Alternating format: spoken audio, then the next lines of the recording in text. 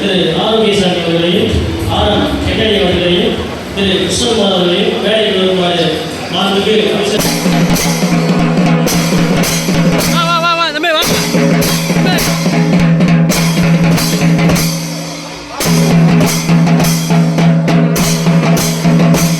கொஞ்சம் பேர்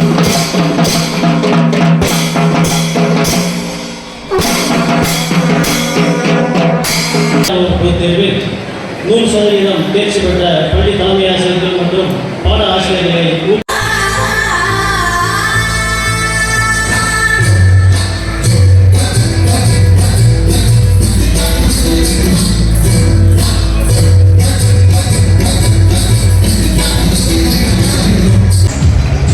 தள்ளிடுங்க மறைப்பேன் பின்னாடி மறைக்குது வாங்கி வாங்கி 2023-24 கல்வியாண்டு 10ஆம் வகுப்பு மற்றும் 12ஆம் வகுப்பு பொதுத் தேர்வில் 100% தேர்ச்சி பெற்ற பள்ளிகளின் தலைமை ஆசிரியர்கள் மற்றும் பாட ஆசிரியர்களுக்கான பாராட்டு விழா இந்த விழாவுக்காக வருகை தந்திருக்கும் மாண்புமிகு கொள்கைத்துறை அமைச்சர். பள்ளி கல்வித்துறையில் சென்ற ஆண்டு 2022-23 கல்வியாண்டில் நம்ம ரிசல்ட் வந்து பாராட்டக்கூடியதாக இருந்துச்சு. அந்த வருஷம் நடந்த பாராட்டு விழாவிலையும் எனக்கு வந்து நான் கலந்துக்கிறதுக்கு எனக்கு வாய்ப்பு கிடைச்சது. ஆனால் அந்த டைமில் நான் ஜஸ்ட் ஜாயின் தான் பண்ணேன். ஸோ அந்த பாராட்டு விழாவில் நம்ம பேசும்போது, நான் பேசும்போதாக இருந்தாலும் டீச்சர் பேசும்போதும் எல்லாருமே வந்து என்ன எம்பி எல்லாருமே பேசும்போது என்ன எடுத்து சொல்லியிருந்தாங்கன்னா, அடுத்த வருஷம் இந்த மாதிரி ஒரு விழா நடத்துறதுக்குள்ள வாய்ப்புகள் வந்து உருவாக்கணும். அப்போ நீங்கள் எல்லாரும் ப்ராமிஸும் பண்ணிங்க கண்டிப்பாக அந்த வாய்ப்பு கிடைக்கும் அப்படின்றது. அது இன்றைக்கு வந்து ஃபுல்ஃபில் ஆகிருக்கு. ஸோ அது இன்னமும் சந்தோஷமான ஒரு விஷயம். லாஸ்ட் இயர் நம்ம 10th செகண்ட் பொசிஷனும் 12th 6th பொசிஷனும் இருக்கணும். ஆனால் 2023-24 கல்வியாண்டில் 10th 12th ரெண்டுமே வந்து சிவகங்கை மாவட்டம் செகண்ட் பொசிஷனில் வந்து இருக்கும் அப்படின்றது இன்னும் நம்ம மாவட்டத்துக்கு நம்ம பள்ளி கல்வித்துறைக்கு பெருமை சேர்க்கக்கூடிய ஒரு விஷயம். சிஇஓ ரிசல்ட் வந்தாங்க கூட சொன்னாங்க, துறை அமைச்சர் பேசினாங்க, பாராட்டினாங்க, ஃபோனில் டைரெக்டாக பேசினாங்க. அவ்வளோ ஒரு சந்தோஷம்.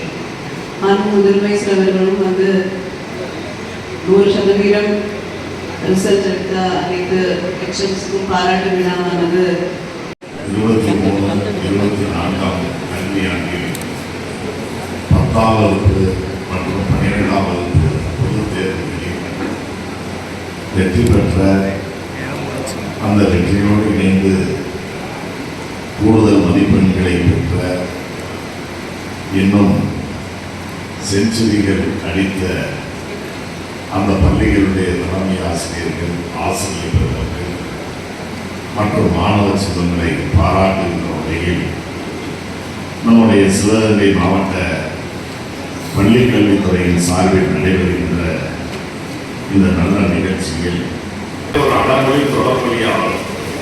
அது என்னன்னா, மிக பின்தங்கிய மாவட்டம்னு சில பேர் சொல்லுவாங்க, பின்தங்கிய மாவட்டம்னு சொல்லுவாங்க. மிக மிக பின்தங்கிய மாவட்டம்னு சிவகங்கை மாவட்டத்துக்கு ஒரு அடமொழி. இப்போ ஆசிரியர்லாம் இருக்காங்க, எம்ஏ படிச்சிருப்பாங்க, பிஎட் படிச்சிருப்பாங்க, எம்எட் படிச்சிருப்பாங்க. அவர்களுடைய வேறு கருத்து ஒரு தொடராக அவர்களுடைய கல்வி தகுதிகள் இடம்பெற்றிருக்கும். அதே மாதிரி சிவகங்கை மாவட்டம் அப்படின்னா வாயில் எடுத்தாலே இது ஒரு பின்தங்கிய மாவட்டம், வளர்ச்சி இல்லாத மாவட்டம் அப்படின்னு தான் பேர். ஆனால் அந்த பெயரை மாற்றிக்காது. சிவகங்கை மாவட்டம் இன்றைக்கு 38 மாநிலத்தின் மாவட்டங்கள் தமிழ்நாட்டில் இருக்கக்கூடிய மாவட்டங்களில் 2வது இடத்தை நாம் பெற்றிருக்கிறோம் என்றால் அது மிகப்பெரிய சாதனை என்பதை நான் இங்கே சொல்லியிருக்கிறேன். மரத்திலிருந்து மட்டை எடுத்து ஓலையை வெட்டிட்டு மட்டை எடுத்து அதுவும் நார் உரிக்கலாம். ஆனால் இந்த பின்தங்கிய பகுதியான இதிலிருந்து பண்றதுங்கிறது சாதாரணமாக அல்ல. கண்ணிலிருந்து நார் உரிக்கிறாங்க. அத்தகைய காரியத்தை செய்வது நம்முடைய ஆசிரியர் குடும்பத்தை தலைமையாக. ஏன்னா இந்த பட்டியலில் இருக்கிற வகையை நீங்கள் பார்த்தீங்கன்னா 10ஆம் வகுப்புல 100% தேர்ச்சி பெற்ற தலைமை ஆசிரியர்கள் வந்து 149 பேர். 12ஆம் வகுப்புல 100% தேர்ச்சி பெற்ற தலைமை ஆசிரியர்கள் 77 பேர். வினாத்தார் வடிவமைப்பு குழுவினர் பார்த்தா 216 பேர். 10ஆம் வகுப்புல 100% தேர்ச்சி பெற்ற பாட ஆசிரியர்கள் 1774. 12ஆம் வகுப்புல 100% தேர்ச்சி பெற்ற பாட ஆசிரியர்கள் 1781. மொத்தம் சேர்த்தா 3997 பேர் பாராட்டப்பட வேண்டியது. அதைத் தொடர்ந்து 494 மதிப்பெண் எம் காயத்ரி அவர்கள் சாலை கிராமம் அரசு மேல்நிலைப்பள்ளி.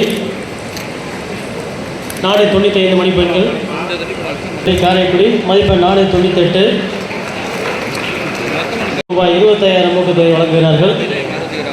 மேல்நிலைப்பள்ளி தேவக்கோட்டை சாரதா பிரியா அவர்கள் 590 வழங்குகிறார்கள்.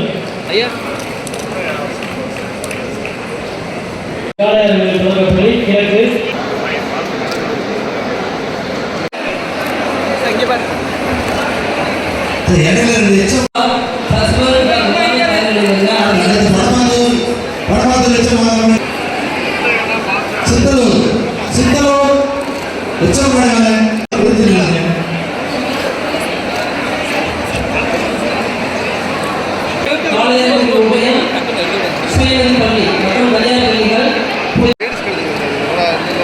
அவர் வேற மாதிரி இங்கே பாருங்க.